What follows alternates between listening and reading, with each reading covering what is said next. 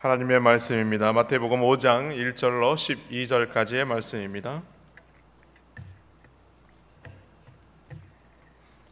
마태복음 5장 1절로 12절까지의 말씀을 저 여러분이 한 절씩 기독하겠습니다. 제가 먼저 읽겠습니다.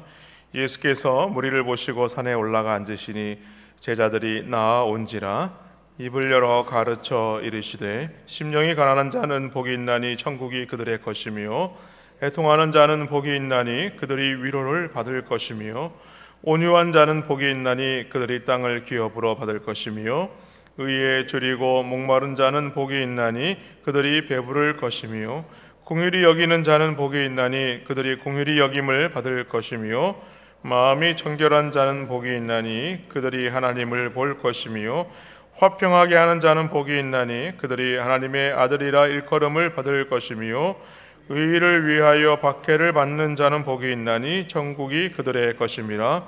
나로 말미암아 너희를 욕하고 박해하고 거짓으로 너희를 거슬러 모든 악한 말을 할 때에는 너희에게 복이 있나니 기뻐하고 즐거워하라. 하늘에서 너희의 상이 큼이라.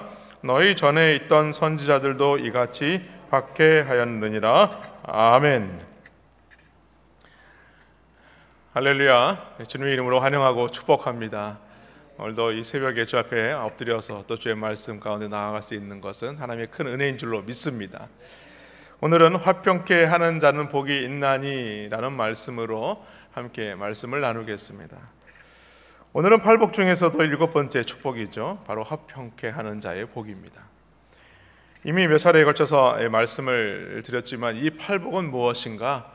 이 팔복은 각각의 이 축복들은 천국 백성인 우리 그리스도인들이 갖추어야 할 그런 인격적인 특성이다라고 말씀을 드렸습니다. 마치 높은 산을 등산하는 그러한 과정과 같은 것이죠. 반드시 거쳐야 할 그런 코스라는 것입니다. 우리가 잘 알고 있다시피 아주 높은 산이 있습니다. 바로 에베레스트의 산이죠. 이 산에는 처음부터 밑에서부터 그 꼭대기까지 한 번에 올라갈 수가 없는 산입니다. 그래서 이 산을 오르기 위해서는 그 가장 낮은 곳에 이 베이스 캠프를 차리게 됩니다. 그래서 거기서 지휘를 하게 되죠. 이 베이스 캠프를 만든 다음에 어느 정도 이 등산가가 올라가게 되면 제1 캠프를 만들게 되고 또 어느 단계에 좀 더 올라가면 제2 캠프를 만들게 되고 계속해서 올라가다가 나중에는 산 정상에 올라가게 되는 것입니다. 그래서 예수님이 말씀하신 이 팔복은 마치 그런 등산 과정과 같다 라고 말씀을 드릴 수 있습니다. 오늘 예수님은요, 화평케 하는 자는 복이 있나니 그들이 하나님의 아들이라 일컬음을 받을 것이다 이렇게 말씀하고 있습니다. 즉 화평케 하는 자는 어떤 자인가? 바로 예수 그리스도를 인격적으로 닮아가는 자인데 종국에는 하나님 앞에 인정받는 자가 되게 하시겠다라는 말씀입니다. 그렇다면 화평케 하는 자가 되려면 어떻게 해야 되는가? 오늘 몇 가지로 함께 말씀을 살펴보려고 합니다. 먼저는 하나님의 아들로 자라가야 합니다. 성경을 보면 우리 그리스도인들을 가리켜서 두 가지 형으로 얘기할 때가 있습니다. 하나님의 자녀라든가 또 하나님의 백성이라는 말도 있겠지만 또 하나님의 자녀와 또 하나님의 이 아들이라는 표현입니다. 그런데 이 두 단어 사이에는 약간의 의미적인 차이가 좀 있습니다. 요한복음 1장 12절에 보면 영접하는 자 곧 그 이름을 믿는 자들에게는 하나님의 자녀가 되는 권세를 주셨으니 라고 말씀하죠. 이것은 누구든지 예수 그리스도를 영접하고 그 이름을 믿기만 하면은 다 하나님의 자녀다라는 말씀입니다. 그런데 여기서 이 하나님의 자녀라고 할 때에 이 자녀라는 헬라어의 의미는 무엇을 말하냐면 아직 어린 자녀를 말합니다. 여기에 반해서 하나님의 이 아들이라고 할 때에 이 사용되는 이 아들이라는 말은 어떤 거냐? 헬라 의미로 장성한 아들이다라고 말합니다. 다시 말해서 아버지로부터 유산을 상속받을 수 있는 그런 성인을 말하는 것입니다. 그러니까 우리 그리스도인들은요, 누구든지 하나님의 자녀이긴 하지만 모두 다 하나님의 장성한 아들이 된 자들을 말하는 것입니다. 그래서 이 그리스도인이라면 모두가 하나님의 자녀인 상태에서부터 출발하여서 하나님의 아들로서 계속해서 자라가야 한다라는 말씀이죠. 그래서 에베소서 4장 13절에 보면 이제는 더 이상 어린 자녀가 아니라 이제는 신앙과 인격이 온전하게 자라난 아들로서 그리스도의 장성한 분량에 이르기까지 충만해야 된다, 이렇게 말씀하고 있습니다. 이제 하나님은요, 우리를 하나님의 아들로 부르신 이유가 있다는 것이죠. 그것은 바로 하나님의 아들이신 예수 그리스도를 우리는 계속해서 닮아가는 것입니다. 그리고 이제 예수 그리스도를 닮은 이 화평케 하는 자로서의 어떤 자세인가? 바로 하나님의 이 장성한 아들로서 인정받는 삶을 우리는 살아내야 한다, 살아가야 한다라는 것입니다. 사랑하는 성도 여러분, 사람이 태어나서 하나님으로부터 너는 내 아들이다, 너는 내 딸이다 라는 말을 듣는다는 것은요, 우리에게 큰 축복과 영광이 아닐 수 없습니다. 우리가 세상 나라 임금의 아들이 되었다고 생각해 보시기 바랍니다. 그렇다면 그 나라를 상속받아도 우리에겐 큰 영광이 될 것입니다. 그러나 오늘 하나님의 아들, 썩지 아니할 영원한 하나님의 나라를 상속받을 수 있다는 것, 그리고 이 하나님의 장성한 아들로서 인정받을 수 있다는 것은요, 큰 영광이라는 것이죠. 마태복음 3장 17절에 보면 예수님이 이 공생의 사역을 시작하시면서 이 세례 요한에게 세례를 받으시는 장면이 나옵니다. 그때에 하늘이 열리고 성령이 비둘기같이 임하게 됩니다. 그러면서 하늘에서 음성이 들리게 되죠. 너는 내 기뻐하는 자라, 내 사랑하는 아들이다, 이렇게 말씀합니다. 이 말씀을 한마디로 얘기하면 이제 하나님의 나라를 너에게 내가 맡기겠다, 이제 이 말씀입니다. 그런데 오늘 우리 주님은요, 우리가 그렇게 될 수 있다, 나아가서 그렇게 되어야 한다라고 말씀하고 있습니다. 우리가 하나님의 은혜를 날마다 경험하는 것, 그래서 중요한 것입니다. 둘째로 화평하게 되는 자가 되려면 어떻게 되느냐? 화목하게 하는 직분을 감당해야 합니다. 고린도후서 5장 18절 말씀에 보면 모든 것이 하나님께로서 났으며 그가 그리스도로 말미암아 우리를 자기와 화목하게 하시고 또 우리에게 화목하게 하는 직분을 주셨으니, 이렇게 말씀하죠. 오늘 고린도후서 5장 18절 하반절에 우리에게 화목하게 하는 직분을 주셨다라고 말하고 있습니다. 다시 말해서 모든 그리스도인들은 화목하게 하는 그런 직책을 맡기셨다라는 말씀입니다. 그러므로 하나님의 자녀된 우리는요, 할 수 있는 대로 화평한 자가 되기 위해서 우리는 노력해야 하는 것입니다. 그러면 화평하게 하는 직분자의 모습은 무엇인가? 잠언 17장 1절에 보면요, 이런 말씀이 있습니다. 마른 떡 한 조각만 있어도 화목하는 것이 제육이 집에 가득하고도 다투는 것보다 낫다라는 말씀이죠. 아무리 좋은 궁궐에서 호의호식하면서 많은 음식들을 먹는다고 할지라도 거기에 불화가 있다면, 거기에 시기와 질투와 또한 다툼이 있다면 그것은요, 오히려 지옥과 같을 것입니다. 그러나 방 한 칸에서 죽을 먹고 살아도요, 서로 화목하고 또 사랑하고 감사하고 산다면요, 그것은 바로 천국이 된다는 거예요. 무슨 말씀이겠습니까? 화목이 없는 교회는 교회다운 교회가 될 수 없다는 것입니다. 화목이 없는 가정은요, 바로 아름다운 가정을 이룰 수 없다는 거예요. 그러므로 우리는 무엇을 성취하고 무엇을 소유하기 이전에 가장 먼저 구해야 되는 것이 있는데 바로 화목이라는 거예요. 그것을 먼저 확인하는 작업이 필요하다는 것입니다. 마태복음 6장 14절로 15절에 보면 이렇게 말씀합니다. 너희가 사람의 잘못을 용서하면 너희 하늘 아버지께서도 너희 잘못을 용서하려니와 너희가 사람의 잘못을 용서하지 아니하면 너희 아버지께서도 너희 잘못을 용서하지 아니하시리라. 우리 예수님께서도요, 산상보험 중에서 이런 말씀을 하시죠. 마태복음 5장 23절로 24절 말씀에 보면 그러므로 예물을 제단에 드리려다가 거기서 내 형제에게 원망 들을 만한 일이 있는 것이 생각나거든 예물을 제단 앞에 두고 먼저 가서 형제와 화목하고 그 후에 와서 예물을 드리라 라고 말씀합니다. 이 말씀은 한마디로 사람과 불화한 관계가 있는 사람과는 하나님도 그를 상대하지 않겠다, 이 말입니다. 인간은 제사를 통해서 하나님과 교제하는 것인데 하나님께서 이 예물을 받지 않으신다는 것은요, 하나님이 그런 관계가 있는 사람들과는 교제하지 않으시겠다는 것이죠. 그렇습니다. 땅에서 풀어야 하늘에서도 풀린다는 것입니다. 사랑하는 성도 여러분, 화목하게 하는 사람들은요, 먼저 자기 자신과 다른 사람과의 관계가 불화가 있으면요, 그것을 견디지 못합니다. 그 불편한 관계가 해결될 때까지 끊임없이 근심하고 기도하게 되는 거예요. 그리고 그 해결책을 찾기 위해서 노력을 한다는 것입니다. 바로 그런 자들이 화평케 하는 자라고 오늘 성경은 우리에게 말씀하고 있는 것입니다. 또한 그들은 자기 자신의 주변에 서로 미워하거나 다투는 것이 보이면 그 둘 사이에 들어가 어떻게 해서라도 그들을 화해시키고자 노력하는 자들, 그런 자들이 화평케 하는 자들이라는 거예요. 그리고 그 화해시키는 과정에서 자기 자신이 많은 손해와 희생을 보더라도 그 두 사람이 화해를 이룰 때까지 그것을 가장 큰 보람으로 느끼며 살아간다는 것이죠. 그리고 그러한 헌신이 선택사항이 아니라는 것입니다. 그것은 하나님이 우리에게 맡겨주신 직분이라는 거예요. 이 직분이 무엇입니까? 그것을 감당해내야 하는 사람들의 자세의 모습이라는 것입니다. 우리는 그것을 위해서 최선을 다해서 섬겨야 하는 것입니다. 세 번째로 우리가 화평하는 자가 되려면 어떻게 되느냐? 온유한 자가 되어야 합니다.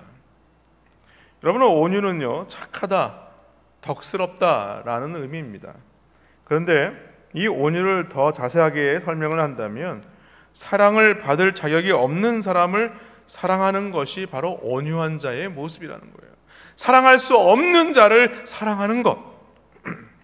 그런데요, 우리가 알아야 할 것이 있습니다. 내가 사랑을 받고 있다면 우리가 당연히 사랑을 하는 것 당연합니다. 내가 사랑을 받고 있으니까 사랑을 주게 되죠. 그러나 사랑할 수 없는 사람을 사랑하는 것은요, 참 어려운 일입니다. 우리가 그런 사람들이 있지 않습니까? 얼굴을 봐도 불편한 사람들이 있을 수 있어요. 그러나 오늘 그것이 하나님을 섬기는 사람의 특징이 되어야 된다고 오늘 말씀하고 있는 것입니다. 마태복음 5장 계속 하반절에 우리가 말씀을 좀 살펴보겠지만은 5장 46절로 48절 말씀에 보면 이런 말씀이 있습니다. 너희가 너희를 사랑하는 자를 사랑하면 무슨 상이 있으리요? 세리도 이같이 하느니라. 또 너희가 너희 형제에게만 무난하면 남보다 더하는 것이 무엇이냐? 이방인도 이같이 하느니라. 이렇게 말씀합니다. 그러므로 하늘에 계신 너희 아버지의 온전하심 같이 너희도 온전하라 말씀하시죠.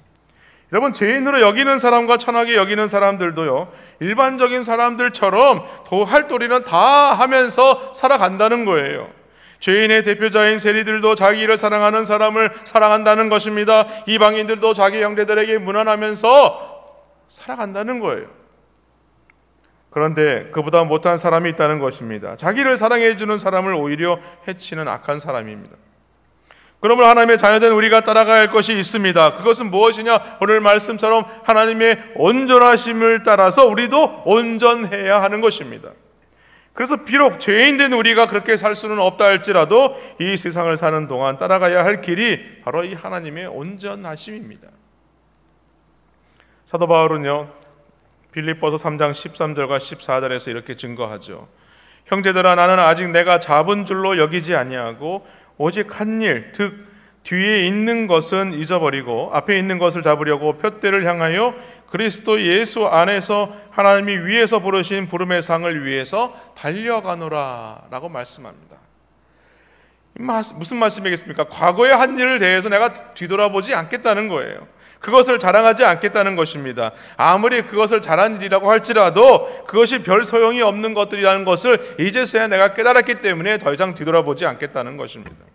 그렇습니다. 우리가 하나님께로 받은 은혜와 또 받을 더 큰 은혜를 생각한다면 아무리 힘써 노력을 한다 할지라도 우리는 그것으로 만족해서는 안 되는 것입니다.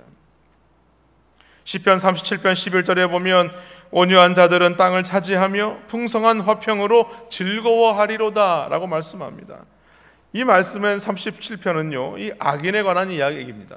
악인 때문에 분을 내거나 노하거나 불평하지 말아야 함을 말씀하는 것입니다.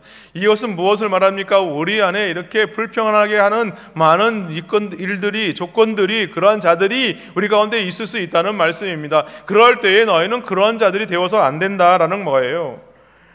우리가 오해하기 쉬운 단어가 바로 이 온유라는 단어입니다. 앞에서도 말씀을 드렸지만 이 온유는 약해 보이는 것이 아니에요. 사람들에게 지는 것이라고 생각해서는 안 된다는 것입니다. 온유는요, 부드러운 면이 있다면 이 강한 면도 있다는 거예요. 그래서 우리말에 그 외유 내강이라는 말이 있지 않습니까? 그래서 온유함이란 아무리 화가 나도요 자신을 절제하는 것입니다. 분할 때도 참을 수 있는 마음이고 용서하고 또 양보하는 마음이라는 거예요. 그래서 오늘 예수님도 마태복음 5장 5절에서 이렇게 말씀합니다. 온유한 자는 복이 있나니 저희가 땅을 기업으로 받을 것이다 라고 말씀을 드렸습니다. 결국은 온유는 무엇인가? 바로 예수 그리스도의 마음입니다. 그러므로 우리를 화평케 하는 자들의 모습이 어떠해야 되느냐? 바로 예수 그리스도의 마음을 닮아가는 자가 되어야 한다. 원수를 용서하고 그들을 위해서 십자가를 선택하신 이 하나님의 사랑의 마음, 바로 그것이 예수 그리스도의 마음이라는 거예요. 그러므로 예수를 주로 고백하는 자들은요 바로 이 예수님과 같이 우리도 온유한 자가 되어야 하는 것입니다. 그런데요, 오늘 보면 세상에서 온유한 자가 손해를 보는 것 같이 느껴질 때가 얼마나 많습니까? 그러나 하나님은 우리에게 그렇게 말씀을 끝내지 않으세요. 결국은 무엇을 차지한다고 말씀합니까? 땅을 차지하게 된다 이렇게 말씀하고 있어요. 하나님은요 그들에게 천국의 복과 함께 이 땅의 복도 주신다는 것을 오늘 우리에게 약속하고 있는 것입니다. 마지막으로 우리가 화평하게 하는 자가 되려면 어떻게 되느냐? 희생하는 자가 되어야 합니다. 여러분, 화평은 쉽게 이루어지지 않습니다. 내가 누구와 화평하고 싶다고 해서 저절로 화평이 이루어지는 것이 아니라는 말씀이죠. 화평은요 값비싼 대가를 치르고 이루어지는 것입니다. 적어도 값비싼 대가를 치를 각오를 하고 나아갈 때에 이 화평이 이루어지는 거예요. 내가 손해볼 생각을 전혀 하지 않으면서 나는 화평하기 원합니다, 절대 그렇게 할 수가 없다는 것입니다. 출애굽기 32장에 보면요 이스라엘 백성들이 금송아지 우상을 만들어서 숭배하게 됩니다. 그래서 그들은 하나님께 범죄하게 되었어요. 그것으로 인하여서 그들이 받는 형벌이 무엇입니까? 진멸을 당하는 것입니다. 그때 모세가 하나님께 나아가서 중보하면서 기도하죠. 그 내용이 출애굽기 32장 31절과 32절 말씀이에요. 모세가 여호와께로 다시 나아가 여짜오되 슬프도소이다. 이 백성이 자기들을 위하여 금신을 만들어 싸우니 큰 죄를 범하였나이다. 그러나 이제 그들의 죄를 사하시옵소서. 그렇지 아니하시오면 원하건대 주께서 기록하신 책에서 내 이름을 지워버려 주옵소서. 모세는요 하나님의 나라의 생명책에서 자신의 이름을 지워더라도 이것을 희생을 감당하겠다라고 말하고 있는 것입니다. 백성들과 하나님 사이에 이 화평을 구하고 있는 것이죠. 이럴 때에 화평이 이루어지는 것입니다. 창세기 32장 9절로 15절 말씀에 보면 야곱과 에서의 갈등이 어떻게 해결되고 있는지를 말씀하고 있습니다. 야곱이 야복강을 건너기 전에 형 에서를 만나기 전에 여러 가지 행한 일들이 있다는 거예요. 먼저는 하나님 앞에 회개의 기도를 드리게 되죠. 그리고 하나님께 축복의 약속을 확증을 받는 일이 이루어지게 됩니다. 그리고 나중에 그 강을 건너서 형과 화해를 하기 위해서 먼저 자기 재물을 형에게 보내게 되고 그것을 드리려고 하죠. 예수님 역시 하나님과 원수된 우리에게 이 화목하기 위해서 어떻게 했습니까? 당신의 목숨을 제물로 내놓는 그런 희생의 대가를 치루었다는 것입니다. 그래서 오늘 본문 5장 9절 말씀에 보면 화평케 하는 자는 복이 있나니 저희가 하나님의 아들이라 일컬음을 받을 것이미요 라고 말씀하고 있습니다. 이 말씀과 평의 목문인 누가복음 6장 35절 말씀에 보면요 화평케 하는 자의 모습이 어떠해야 되는지 더욱 자세하게 설명되고 있습니다. 만약 누가 여러분을 미워하고 욕하고 여러분이 가지고 있는 그 소유를 빼앗아 간다면 여러분은 어떻게 하겠습니까? 받은 대로 대갚아 줘야죠. 그렇죠? 그것이 일반적인 상식입니다. 그러나 예수님은요 제 아들이 다르기를 원하셨어요. 당신의 제자들이 세상에 속한 죄인들과 뭔가 분명하게 구분되기를 원하셨다는 말씀입니다. 그래서 누가복음 6장에 보면요 죄인들도 이와 같이 한다고 3번씩이나 말씀을 하시죠. 죄인들도 사랑하는 자는 사랑한다. 죄인들도 선대하는 자는 선대한다. 죄인들도 구워주면 그만큼 받고자 하여 구워준다 이렇게 말씀합니다. 이 얘기는 뭐냐면 그리스도인이라면 그들과 같이 똑같이 하는 일에 대해서 뭔가 자랑해서는 안 된다는 거예요. 그게 무슨 자랑거리가 되겠느냐는 것입니다. 세리들, 죄인들도 이 모든 것들을 다 한다는 것입니다. 예수님께서 3번이나 이렇게 말씀하시는 것은 죄인들도 그렇게 하는데 하면 너희들이 그렇게 하면 뭐가 다르겠느냐는 거예요. 죄인들과 그리스도인이 뭐가 다르겠느냐고 말하고 있는 것입니다. 그리고 우리가 일반적으로 생각하는 이 사랑의 이유와는 다르다고 말씀하고 있죠. 누가복음 6장 35절에 보니까 오직 너희는 원수를 사랑하고 선대하며 아무것도 바라지 말고 구워주라. 그리하면 너희 상이 클 것이요 또 지극히 높으신 이의 아들이 되리니 그는 은혜를 모르는 자와 악한 자에게도 인자하니라. 여기는 그런 기브앤테이크가 전혀 없습니다. 오직 너희는 원수를 사랑하라고 얘기합니다. 사랑을 받기 위해서 사랑하는 것이 아니라 무조건적으로 사랑하고 또 무조건적으로 선대하라 이렇게 말하고 있습니다. 아무것도 바라지도 말고 또 구워주라 얘기해요. 그러면 너희 상이 크다고 말씀하고 있습니다. 그렇습니다. 제 아들이 희생적인 사랑을 해야 하는 이유는 이 땅에서 얻어내는 것에 있지 않다는 거예요. 사랑하라는 말씀의 이 목적이 어디에 있느냐? 사랑을 베푼 사람에게는 뭔가 돌려받는 것이 아니라는 것입니다. 내가 이만큼 사랑했으니까 나도 이만큼 사랑을 받아야지. 교회 공동체 안에서 우리가 그렇게 한다는 거, 우리 그럴 수 있습니다. 일방적인 상식은 그럴 수 있다는 거예요. 죄인들도 세리들도 다 그렇게 한다는 거예요. 그러나 우리 그리스도인들은 뭔가 제자들이라면 달라야 한다라고 오늘 예수님께서 말씀하고 있는 것입니다. 돌려받을 생각하지 말고 사랑하라는 것입니다. 돌려받을 생각하지 말고 선대하라는 것입니다. 그것이 바로 무엇입니까? 무엇으로 입증이 되는 거예요? 바로 하나님의 아들임을 입증하는 것이다 라고 오늘 말하고 있는 것입니다. 말씀을 맺습니다. 오늘 예수님은 우리가 하나님의 자녀로서 이 땅에서 어떻게 살 것에 대해서 관심이 많습니다. 왜냐하면 이 땅에 죽어가는 많은 사람들을 구원하시기 위함이기 때문에 그래요. 그리고 하나님의 살아계심을 전하기 위해서는요, 이 하나님의 아들인 우리가 이 하나님의 성품, 즉 화평케 하는 인격적인 삶을 살기를 원하시는 것입니다. 그러므로 우리가 서 있는 곳곳에서 이 화평케 하는 자의 모습이 어떠해야 되는가, 오늘 말씀을 묵상하시면서 오늘도 믿음으로 승리하시는 그런 화평을 이루시는 우리 남부민 중앙교회 모든 성도님들 되시기를 주님의 이름으로 간절히 축원합니다.